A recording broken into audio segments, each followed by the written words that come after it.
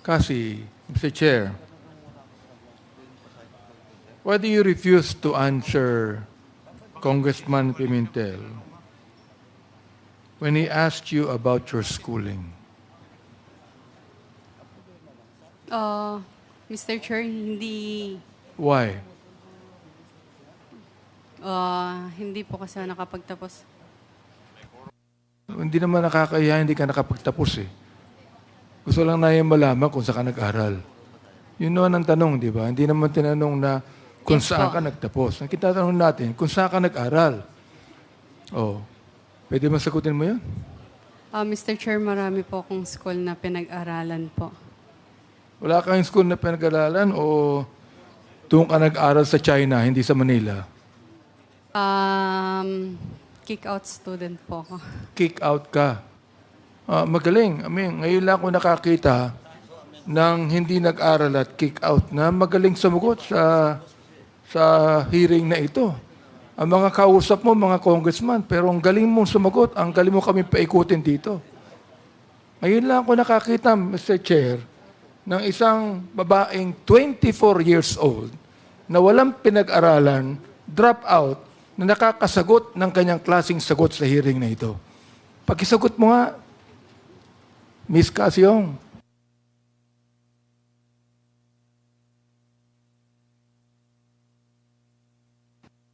Hindi mo kaya ang sagutin?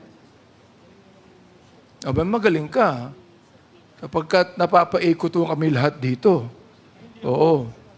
O, siguro mamaya si Congressman Romy ako magtatanong sa iyo. Pero ito, sabihin ko kaya na pa ako nakikinig Mr. Chair O, at nakikita ko na marunong ka May alam ka.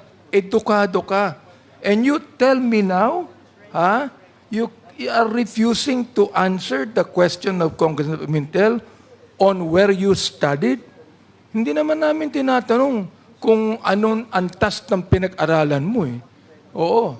Ang tinatanong, hindi ka ba nag-aral ng elementary? Let me ask you.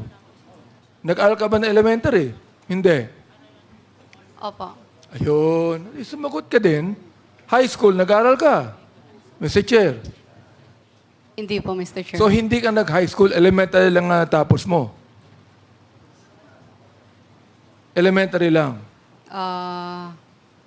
Opo. Ay, Mr. Chair, genius to.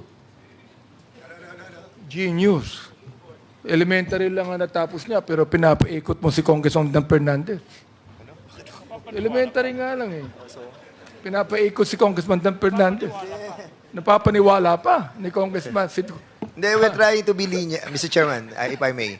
We're just trying to be lenient because, yun nga, sinasabi natin, okay naman, nag-waiver na siya Yun nga lang problem, si withdraw And that's the reason why medyo, bakit ganun?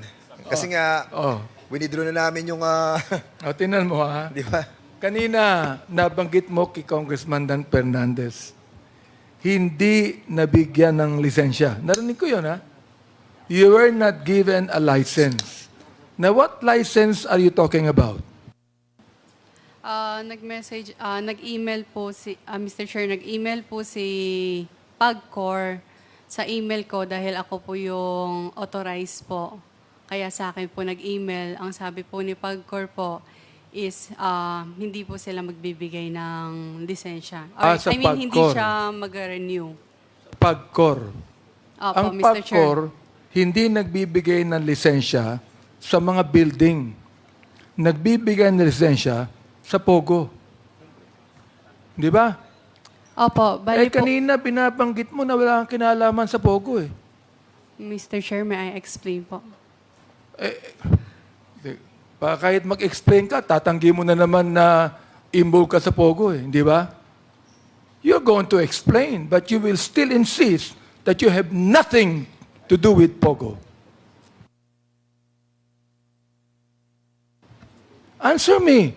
Magaling ka, genius ka, di ba? Sagutin mo ako. You have nothing to do with POGO, but you applied for a license in PAGCOR, and you will refuse a license. What kind of license? PAGCOR is not giving a license for apartments or buildings. they are giving licenses for Pogo. What are you applying for? Yes po, Mr. Chair. What are you applying for? Nag-apply po kami for renewal po ng license po. Nang ano?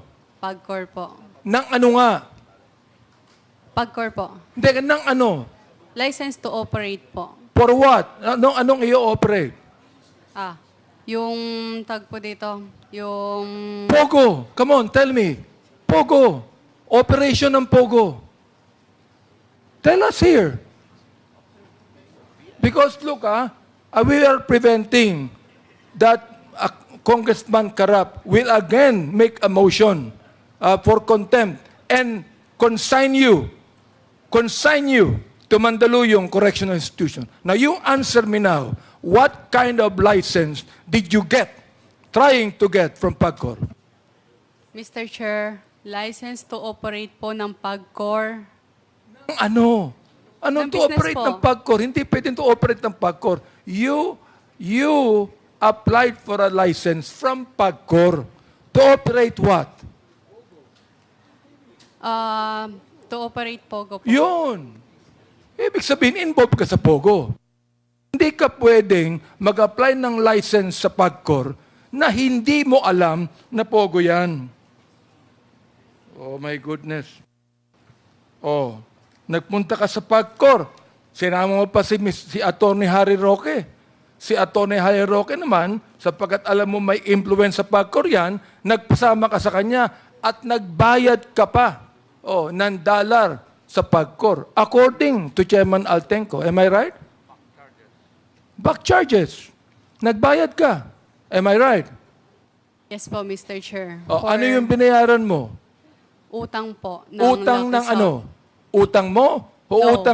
utang ng po ano? ng Lucky South sa Therefore, Pagcor po. kung hindi ka kasama sa Lucky South, bakit ikaw ang nagbabayad ng utang ng Lucky South sa PAGCOR, Mr. Chair?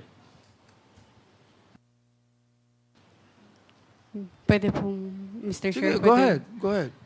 Mr. Chair, authorized representative lamang po ako. Whatever it is, authorized representative ka, utusan ka, pero ikaw ay inutusan ng Lucky South, magbayad ka sa PAGCOR ng back charges sapagkat ikaw mismo ang nag-apply sa PAGCOR ng Pogo. Yes or no?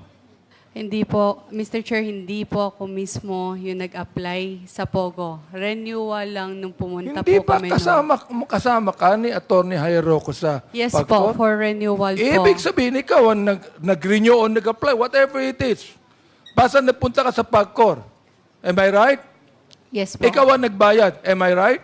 Yes po, Mr. Chair. At ang binayaran mo sa PAGCOR, ukol yun sa Pogo. Am I right? Yes or no? Huwag kang mag-isinungaling dito. Yes po, Mr. Kahit Chair, genius kasi- ka, hindi mo kayang paikutin. Kaming dalawa ni Congressman Romy Acop. Si Congressman Dan, kaya hindi mo pa pinapaikot yan eh.